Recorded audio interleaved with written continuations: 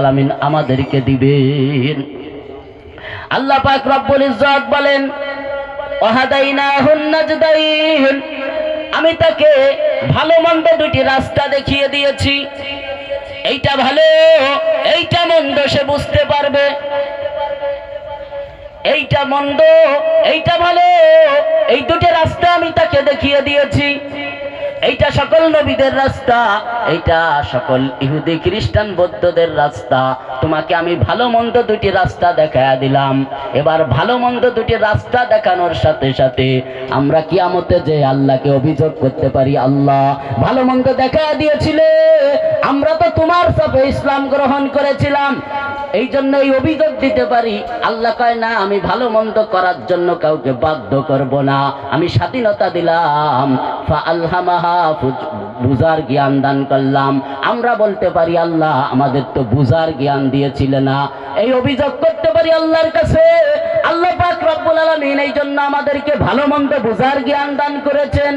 ফাআলহামাহা ফুজুরাহা ওয়া তাকওয়াহা, আল্লাহ রব্বুল ইজ্জত আমাদেরকে ভালো এবং মন্দ বুঝার জ্ঞান দান করেছেন। এইটা ভালো আমরা বুঝতে পারি, এইটা মন্দ আমরা বুঝতে পারি, এইটা কল্যাণ এইটা আমরা বুঝতে পারি। পারি কি পারি না জোরে বলেন? মসজিদে নামাজ পড়লে ভালো কাজ, এটা আমরা বুঝতে পারি। রমজানের রোজা রাখা ভালো কাজ, এইটা আমরা বুঝতে পারি। হজ করা ভালো কাজ, এইটা আমরা বুঝতে পারি। জিহাদ করা ভালো কাজ, এইটা আমরা বুঝতে পারি। আলেম ওলামার সাথে পরামর্শ করে চলা এটা ভালো কাজ, এইটা আমরা বুঝতে পারি। এ দোস্ত, এইভাবে যত নেক কাজ আছে সব আমরা ভালোগুলো বুঝি, আবার খারাপগুলো বুঝি। গান বাজনা এগুলি খারাপ, এগুলির ধারে কাছে যাওয়া যাবে না, আমরা বুঝতে পারি কি পারি না জোরে কন? এইটা ইহুদিদের মতবাদ, এইটা খারাপ, এর ধারে কাছে যাওয়া যাবে না। এইটা নাস্তিকদের মতবাদ, এর কাছে যাওয়া যাবে না। এটা ইহুদি খ্রিস্টান বৌদ্ধ হিন্দুদের মতবাদ, এর কাছে যাওয়া যাবে না। আমরা বুঝি কি বুঝি না জোরে বলেন? আল্লাহ পাক রব্বুল ইজ্জত আমাদেরকে ভালো এবং মন্দ বুঝার জ্ঞান দান করেছেন। এবার ভালো মন্দ বুঝলাম, আল্লাহ কয় এবার কোনটা নিবা? আসো, তুমি খারাপটা নিবা না মন্দটা নিবা? তোমার ইচ্ছা, আমি তোমাকে স্বাধীনতা দিলাম। ফামান শাআ ফালইউমিনু ওয়া মান শাআ ফালইয়াকফুর, আমি তোমাকে ভালো মন্দ দুটা যে কোনো একটা তোমাকে অবলম্বন করার স্বাধীনতা দিলাম। ইচ্ছা করলে তুমি ভালোটা গ্রহণ করতে পারবা, আবার তোমাকে স্বাধীনতা দিচ্ছি তুমি ইচ্ছা করলে খারাপটা গ্রহণ করতে পারবা। তোমাকে আমি স্বাধীনতা দিলাম, ওই স্বাধীনতার ভিত্তিতে তুমি কাজ করবা। তুমি যদি আল্লাহকে গালি দাও, রব্বুল ইজ্জত তোমার রিজিকের দরজা বন্ধ করবেন না। তুমি যদি সারা জীবন আল্লাহর কুদরতি পায়ে সিজদা না করো, আল্লাহর দরবারে না যাও, মসজিদে না যাও, সারা জীবন হজ ফরজ হওয়ার পরেও যদি তুমি হজ না করো, তুমি যদি জিহাদের ময়দান ত্যাগ করো, ভালো কাজ না করো, আল্লাহ পাক রব্বুল আলামিন স্বাধীনতা দেন। ইচ্ছা করলে তুমি সব কিছু ভালোগুলো করতে পারো, ভালোগুলো ছাড়তেও পারো, মন্দ যত আছে সব করতে পারো, ভালোগুলো ছাড়তে পারো, মন্দগুলো ধরতে পারো। তোমাকে আমি এই স্বাধীনতা দিলাম, তোমাকে আমি তোমার ইচ্ছার বিরুদ্ধে কোনো কিছু করাইব না। এ মাহফিলের ব্যবস্থা করা হয়েছে, স্বাধীনতা দিছি। রাস্তায় যারা দাঁড়িয়ে আছো, আমার কুদরতি ফেরেশতারা তোমাদেরকে ভিডিও করতেছে, তোমরা মনে করতেছো দেখার কেউ নাই, আমার ফেরেশতারা আমি তো দেখতেছি। আবার আমার বিরুদ্ধে অভিযোগ করতে পারো, আল্লাহ খালি খালি তুমি করছো, আমরা এরকম করছিলাম না। এই জন্য আমার কুদরতি ফেরেশতারা তাদের কুদরতি ক্যামেরা নিয়ে তোমাদেরকে জিনিস বিক্রি হচ্ছে, ওখানে দোকানে আড্ডা দিচ্ছ, সব আমার ফেরেশতারা ভিডিও করতেছে। তোমাকে এখন আমি স্বাধীনতা দিচ্ছি, তুমি ভেবে দেখো মাহফিলের ময়দানে আসবা নাকি ওই জায়গায় অবস্থান করবা, বাড়িতে লেপের মধ্যে শুয়ে থাকবা, আর বাজারে যে আড্ডা দিবা, চার দোকানে গিয়ে আড্ডা দিবা। তোমাকে সবকিছু স্বাধীনতা দিছি। ফাঁকে আমি আল্লাহ রাব্বুল আলামিন তোমাকে একটা জিনিস জানিয়ে রাখি, এখানে যারা আসবা তাদের জন্য থাকবে জান্নাত, আর যারা ওই রাস্তাঘাট এখানে সেখানে আড্ডা দিচ্ছ তাদের পরিণতি কিন্তু খুব খারাপ, তাদের জন্য রয়েছে জাহান্নাম। এই জন্য সাবধান হয়ে যাও। স্বাধীনতা দিয়ে দিচ্ছি তাই বলে যে খারাপটা করবা তা না, খারাপ করলে তোমার ক্ষতি, আর ভালোটা করলে তোমার লাভ। আপনারা কোনটা করবেন জোরে কন? কোনটা করবেন? একটু হাত তুলে দেখান তো, কোনটা করবেন? ভালোটা করবেন, মাহফিল শুনবেন, মাহফিল থেকে আমার পরে হযরত যে আলোচনা করবেন এই আলোচনা অনুযায়ী জীবন গড়বেন। পাক রব্বুল ইজ্জতে হাতগুলি কবুল করুন, বলেন আমিন। হাত নামান দোস্ত, একটু জিকির করি লা ইলাহা ইল্লাল্লাহ। আরো জোরে। জবান কে দিয়েছেন ভাই? তাহলে সে আল্লাহকে খুশি করার জন্য যার গলায় যত আওয়াজ আছে কার্পণ্য না করে সেই আওয়াজ ছেড়ে দিয়ে জিকির লা ইলাহা ইল্লাল্লাহ।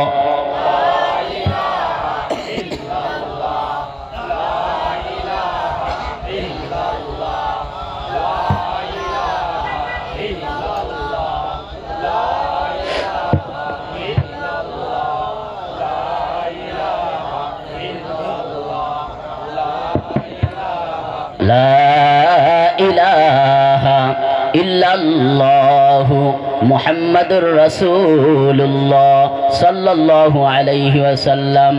তাহলে ভালো করি আর মন্দ করি, এই দুনিয়া আল্লাহ পাক রব্বুল আলামিনের শাস্তি দেওয়ার জায়গা না, বিচার করার জায়গা না। ভালো মন্দ যাই করতেছি এটার বিচার করার জন্য, ফয়সালা করার জন্য আল্লাহ পাক রব্বুল আলামিন একটা দিন নির্ধারণ করেছেন। সেই দিনের নাম কি ধরে বলেন তো? ওই দিনের ভয় আমাদের আছে দেখে তো আমরা এখানে আসছি নাকি?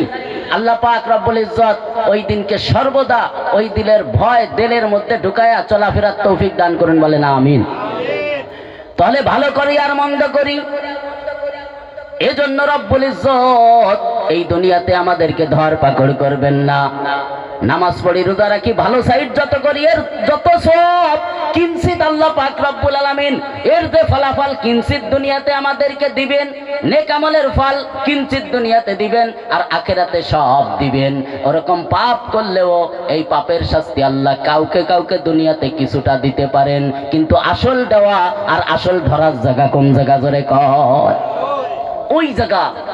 এই জন্য আল্লাহ পাক রব্বুল আলামিন দুনিয়াতে আমাদেরকে ধরপাকড় করতেছেন না। ধরপাকড় করার জন্য একটা দিন নির্ধারণ আছে। ইন্না ইয়াউমাল ফাসলি কানা মিকাতা, নিশ্চয়ই ফয়সালার জন্য একটা দিন নির্ধারণ আছে। ওই দিনের আগে রব্বুল ইজ্জত আমাদেরকে ধরপাকড় করবেন না। যে দিনটা আমাদের ভালো মন্দ বিচার করবেন ওই দিনটা নির্ধারণ আছে। এবার ওই দিনটা হবে বিশাল বড়। বিশাল বড় কত বড়? কাইকানা মিকদারুহু 50 আলফা সানা। চিৎকার মেরে বলেন আল্লাহু আকবার। ওই দিনটা হবে বিশাল বড়। আমরা দুনিয়াতে যে বছর গণনা করি এই রকম বছরের 50,000 বছরের একটা দিন। কতটুক কল্পনা করি পারেন? 50,000 বছর একটা দিন। এই দিনের মধ্যেই আল্লাহ পাক রব্বুল আলামিন এই বিশাল দিনের মধ্যেই পৃথিবীর সব কিছুকে মউত দিবেন, আবার জ্যান্ত করবেন। জ্যান্ত করার পরে হিসাব হবে। জ্যান্ত করার পরে কি হবে? এক গ্রুপ জান্নাতে চলে যাবে আর এক গ্রুপ জাহান্নামে চলে যাবে। ওই 50,000 বছরের দিনের মধ্যেই সব হবে। দিন হবে একটা। দিন হবে মাত্র কয়টা? আল্লাহু আকবার। এই 50,000 বছরের বিশাল দিন রব্বুল ইজ্জত শুরু করবেন কিভাবে? কয় এই পৃথিবীর সব কিছুর মউত ঘটানোর মাধ্যমে। কিসের মাধ্যমে? একটু জোরে বলেন দোস্ত। মউত দেওয়ার মাধ্যমে সব কিছু মাইরি ফেলবেন আল্লাহ। দিনের শুরু ভাগটা হবে পৃথিবীর সব কিছুকে মউত দেওয়ার মাধ্যমে। আল্লাহ পাক রব্বুল ইজ্জত বলেন ইযা যুলজিলাতিল আরদু জিলজালাহা, যখন জমিন বিশাল ভাবে প্রকম্পিত হবে, এটা হলো জমিনের মউত। এরপর রব্বুল ইজ্জত বলেন ইযা সামাউ শাক্কাত, আর যখন আসমান বিদীর্ণ হয়ে যাবে, এটা হলো আসমানের মউত।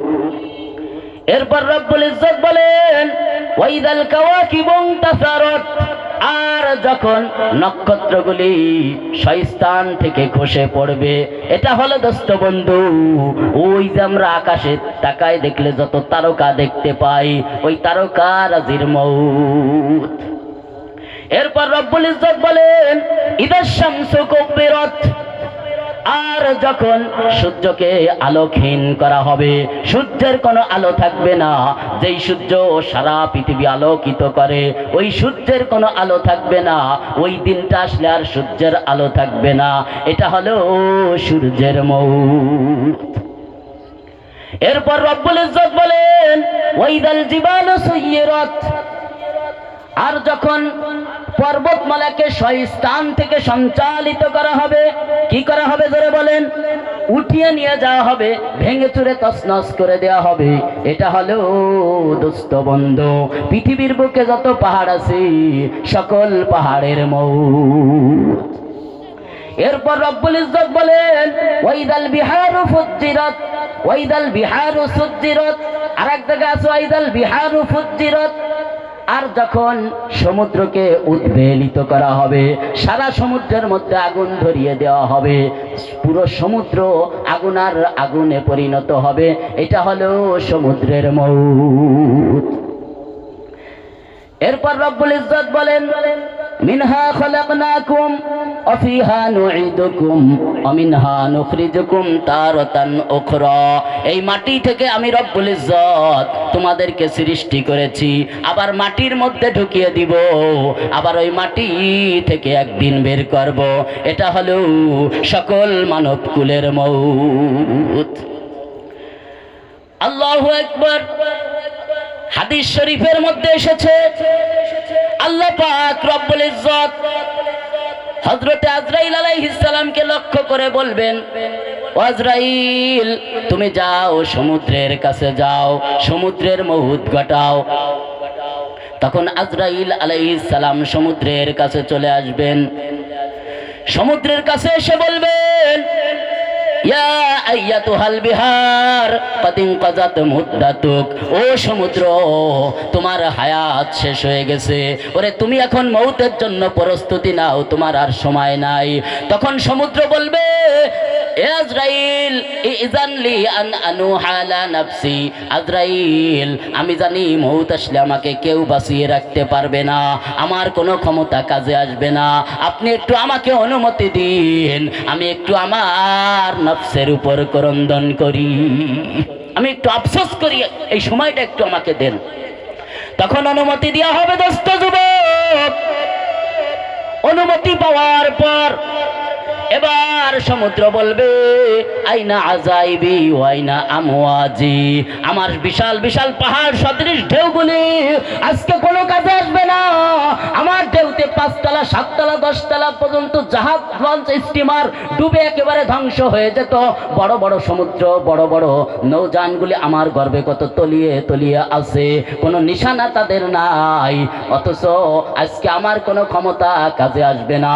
আমার মধ্যে কত আশ্চর্যকর জিনিস রয়েছে, কোনো কিছু আমার আজকে কোনো ক্ষমতা, কোনো কিছু আজকে আমাকে মউতের হাত থেকে বাঁচাইতে পারবে না। এই বলে আফসোস করতে থাকবে দোস্ত যুবক, আফসোস করতে থাকবে সমুদ্র। এর মধ্যে হযরতে আজরাইল আলাইহিস সালাম বিশাল একটা আওয়াজ দিবেন। একে আওয়াজে সমুদ্রের অবস্থা কেমন হবে হাদিসের মধ্যে লেখছে কাআন্নামা আহা কাআল্লাম ইয়াকুন, সমুদ্রে কেমন যেন ইতিপূর্বে বিন্দু মাত্র পানিও ছিল না। নাউযুবিল্লাহ, আল্লাহু আকবার। এটা হলো সমুদ্রের মউত।